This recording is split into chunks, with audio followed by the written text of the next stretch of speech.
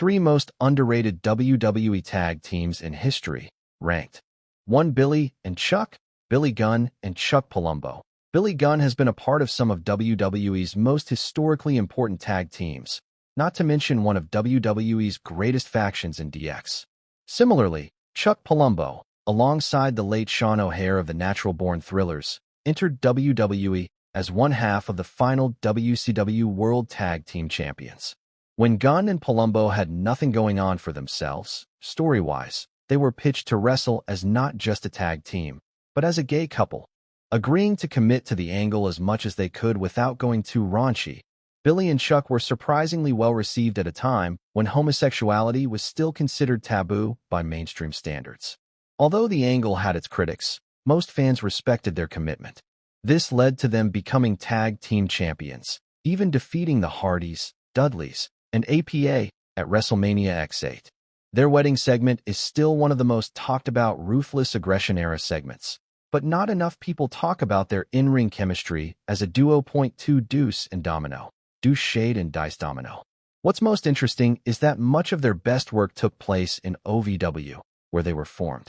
In WWE's pre-NXT developmental territory, Deuce and Domino were the throwbacks, managed by Cherry Pie.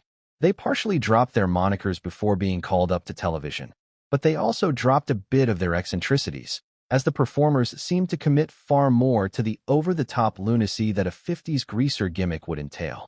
The best of Deuce and Domino was found in a feud with Shawn Spears and Cody Rhodes for the tag titles, where Cherry briefly defected to Cody. Still, even without the spark that greased their fire in Ohio Valley Wrestling, they still exceeded expectations as WWE Tag Team Champions.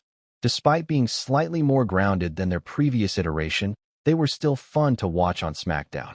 At a time when the tag division was a little overstuffed, Deuce and Domino stood out for character work that extended into gritty, rough and tough in-ring work that made sense for their personas. 3 Lucha Dragons, Sin Cara and Kalisto. At the height of their then record-breaking WWE Tag Team Championship reign, the New Day spent much of 2015 feuding with the Usos and the Lucha Dragons, to the point that all 3 teams were featured in a ladder match for the tag titles at TLC 2015. Ignoring the fact that the match itself was fantastic and underrated in itself, their collision was framed by WWE at the time as a changing of the guard in tag team wrestling. The Dragons were utterly entertaining and brought back a lucha style that had long been absent from WWE television at the time. That it's hard not to see these 3 teams feuding in a ladder match and not think about the feud between the Hardys, Dudleys, and Edge and Christian of old, definitive for a new era.